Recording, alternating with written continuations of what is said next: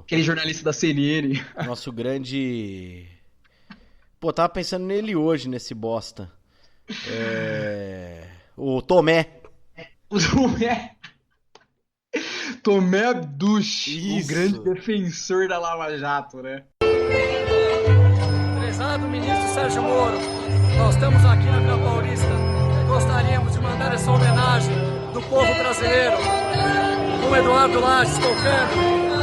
Você vê esse povo maravilhoso aqui, ó, para poder homenageá-lo por tudo que o senhor tem feito pelo nosso país. Você está lutando para limpar o Brasil da corrupção e nós nunca iremos abandoná-lo. Nunca.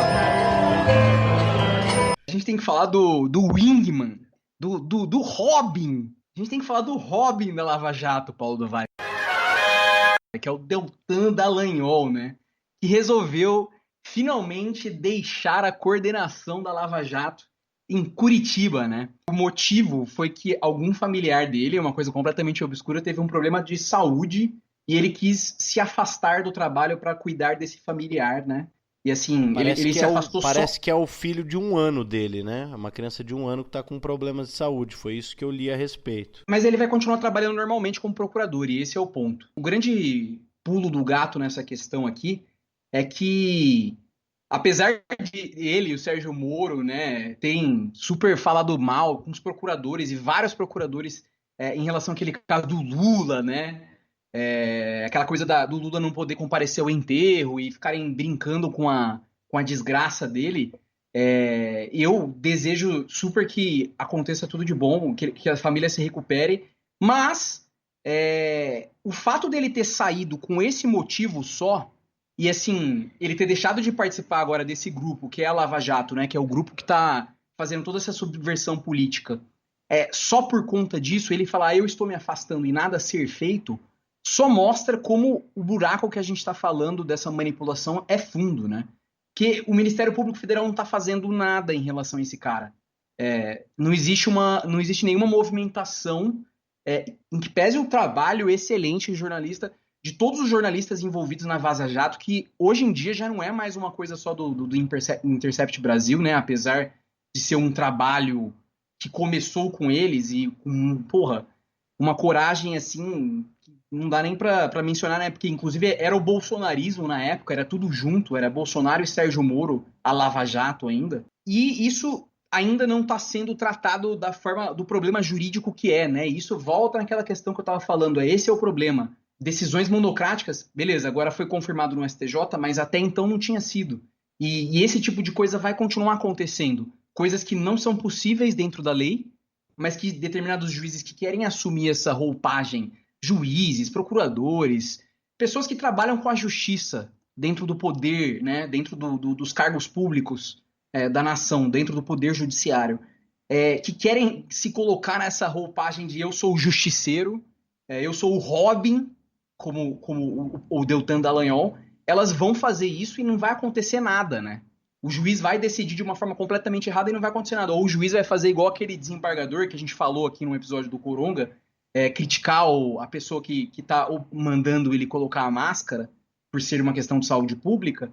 O cara foi forçado a sair, parar de ser desembargador e continuar recebendo o salário.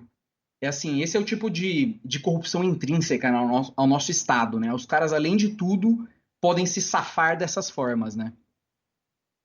E aí, eu só quero trazer uns principais pontos do Deltan, porque a gente nunca falou muito dele, né? É um cara que sempre assumiu mesmo essa forma de wingman, mas ele tem um público muito grande.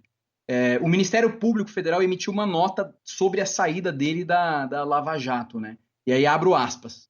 Por todo esse período, enquanto coordenador dos trabalhos, Deltan desempenhou com retidão, denodo, esmero e abnegação suas funções, reunindo raras qualidades técnicas e pessoais. E assim, é um monte de elogio que você precisa colocar no Google para entender o que é. Mas é uma mentira, né? Porque ele não é a única pessoa dentro dessa força-tarefa da Lava Jato que exibe essas práticas viciosas, né? De, utilizar a justiça como um meio político. E aí, nesse sentido, tipo, como disse o Reinaldo Azevedo muito bem num dos episódios dele do É da Coisa, pouco importa a figura que coordena a Lava Jato, né? É preciso você mudar o método de como a justiça funciona e não essas pessoas, né? Ele foi elogiado e tornou meio que um emblema ainda, e ele é uma força política e a gente não sabe como que vai ser o futuro dele. Mas eu só vou relembrar aqui algumas das coisas de quem ele foi 100% ele o responsável, né? Ele fez politicagem para obter, de modo informal e ilegal, dados do fisco de pessoas que nem investigadas eram nos processos, ou seja, pessoas que nem estavam no processo legal, ele ia lá e tentava pegar informações daquela pessoa para culpar outros. Ele desenvolveu com o Sérgio Moro, né, quando ele era juiz, modos ilegais de incluir testemunha no processo e debateu com ele, com o juiz, fases da operação dos processos que eles estavam lidando. O juiz e o procurador, coisas que não devem acontecer. Ele criou aquele meme, né, aquela farsa bizarra do PowerPoint, que aparece nos diálogos da Vaza Jato, que viralizou uma época. Tinha aquelas setinhas que ligavam pro Lula, aquela coisa completamente absurda, foi ele. Ele usa demais das redes sociais, né, para demonizar as pessoas investigadas. Ele faz toda uma politicagem, assim, basta você seguir ele no Twitter. Ele fala do trabalho dele como se ele estivesse sendo o justiceiro mesmo, o Robin mesmo, falando mal da pessoa de um caso que ele está trabalhando, né? Ele tentou, não fez, mas tentou criar uma fundação de direito privado, né, utilizando 1,25 bilhões, que foi correspondente a metade de uma multa paga pela Petrobras, em um dos casos que ele negociou. Ele atuou para ser beneficiado pela prescrição em processos movidos contra ele no Conselho Nacional do Ministério Público, né? E é uma prática que ele sempre censurou naqueles que eram alvos de processo. E assim, o que isso significa ele tenta ficar adiando o julgamento do processo para que passe um tempo necessário para que os crimes que ele tenha cometido possam ser julgados e ele possa ir para a cadeia, para que o crime nunca seja julgado. Depois de alguns anos, se você cometer um crime hoje, e dependendo do tipo de crime, você esperar 15 anos e ter passado a sua prescrição, você não pode ser mais preso. É basicamente isso. Ele tenta fazer isso nos processos em que ele é réu, deixar cada vez mais para frente. Ele sugeriu 10 medidas contra a corrupção, né? E o mais engraçado é que 4 delas são, como o próprio Reinaldo Azevedo de novo disse, próprias de um estado fascistoide, né? E aí uma delas é a admissão de provas ilícitas num processo, ou seja, provas que você nem deveria ter. Extinção do habeas corpus, ampliação de hipóteses de prisão preventiva, para você poder prender mais fácil as pessoas. Testes tipo, que fazem a pessoa cair no pulo do gato, né? Aqueles testes armadilhas, assim, de questionamento policial, esse tipo de coisa bizarra. Esse tipo de coisa que você vê em filme e você fala, caralho, tipo, olha como os caras eram da máfia, sabe? Não, esse é o que o Deltan Dallagnol tentou implementar no Brasil. Esse tipo de pensamento, tudo isso, e aí conectando a tudo que a gente falou, ajuda a criar esse clima de ódio à política, né? Que essas pessoas têm. É um ódio à política, vote nos meus, vote em quem faz o bem, vote em quem faz o certo, vote em... E assim, e aí a população ignorante da justiça vê no Deltan uma figura aceitável. Pessoas assim que, porra, né, pais de todo mundo conhece alguém que aceitaria um Deltan Dallagnol como presidente. E é esse o ponto que a gente tem que pensar, né? Um cara que tá subvertendo desse jeito mais bizarro, mais tosco a justiça e sai impune, né? O Brasil, ele não nos permite nem ficar feliz, né, com a saída de uma pessoa dessas, de uma Lava Jato e de um status como esse, né? Mesmo fazendo o que fez, porque a gente sabe que vai vir coisa pior na sequência no Brasil do bolsonarismo, que é cria, né? Do mesmo jeito lá na Itália que o Mãos Limpas criou o Berlusconi, a Lava Jato criou isso que tá aí o Bolsonaro. O bolsonarismo, ele engole a Lava Jato, né?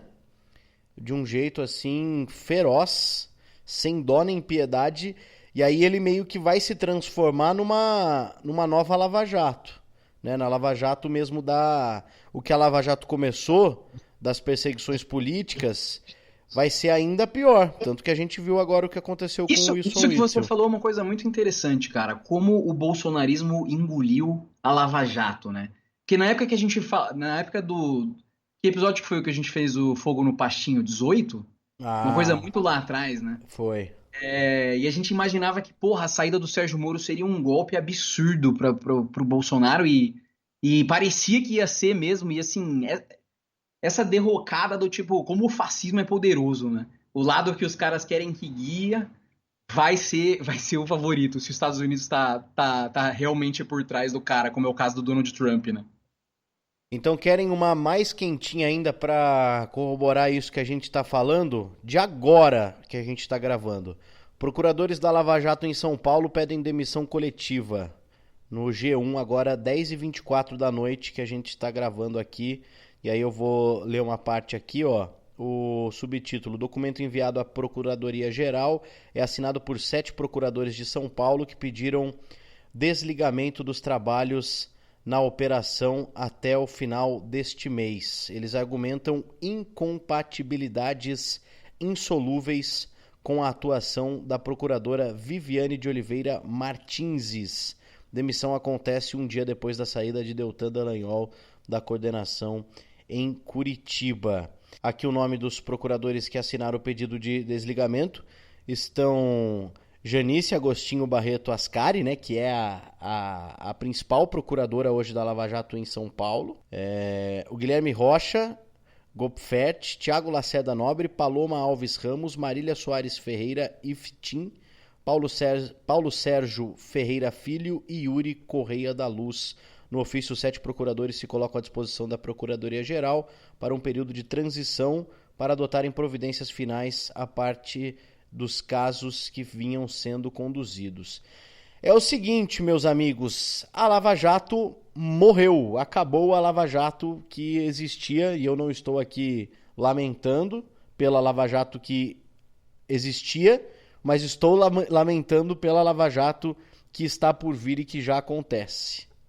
É isso. Muito bem colocado, é isso. E aí eu vou trazer uma reportagem do Jamil Chad, né, que tá... Cara, o cara mora lá em Genebra, na Suíça, e tá sempre na ONU, o cara consegue umas informações muito quentes, inclusive acompanhem Jamil Chad, jornalista muito bom. Ele trouxe que os governos dos Estados Unidos e do Brasil estão fazendo uma politicagem lá na ONU e na OMS para estabelecer como princípio a rejeição do aborto em todos os casos, né? E muito tem se debatido essa questão aqui no Brasil, e explodiu naquela questão da menina que trouxemos aqui no outro episódio, não vale repetir, sobre essa questão, né? O aborto, quais são os limites do aborto? E por incrível que pareça, essa derrocada anti-aborto está vindo dos Estados Unidos, e o Brasil está indo assim de mão dada, né? Vai junto porque faz todo sentido na cabeça do Bolsonaro apoiar o Trump mais nessa, né? Ser mais amigo nessa e olha como a gente é legal aqui, seu Donald Trump. Continua construindo uma base militar aqui em nosso território sem a gente receber nada em troca. Só que, por enquanto, menos de 10 países se comprometeram com essa iniciativa absurda contra o aborto, né? Mas há uma esperança, e até é realista, de que cerca de 30 países no final façam parte desse bloco, né? Até agora eles têm apoio dos seguintes países, ouvintes: Arábia Saudita, Iêmen, Líbia, Iraque e Egito. Que são países que são conhecidos, né, assim, historicamente, né, pela forma que eles tratam a mulher na sociedade. E outros países de extrema que hoje são dominados pela extrema-direita, como o Brasil, né, que são a Hungria e a Polônia. Também entraram nas negociações, né? A Polônia, que inclusive, como já trouxemos aqui, acabou de reeleger o Bolsonaro deles. Eles reelegeram o Bolsonaro na Polônia. E na América Latina, a gente teve o Haiti, a Guatemala e o Paraguai como possíveis apoiadores. Não acho que o Paraguai vai entrar nessa, minha opinião pessoal. E aí, nessa sexta-feira, na última sexta-feira, dia 28, o nosso Ministério da Saúde, né, que até hoje, quantos dias já se faz que a gente está sem ministro da Saúde? O coronavírus ainda é uma coisa, né? Apesar de ninguém mais se importar, o coronavírus ainda existe. Mas o Ministério não está pensando nisso. Ele está pensando no aborto, essa questão que está sendo levada na ONU, né? Porque ele publicou uma portaria que dificulta o acesso ao aborto legal.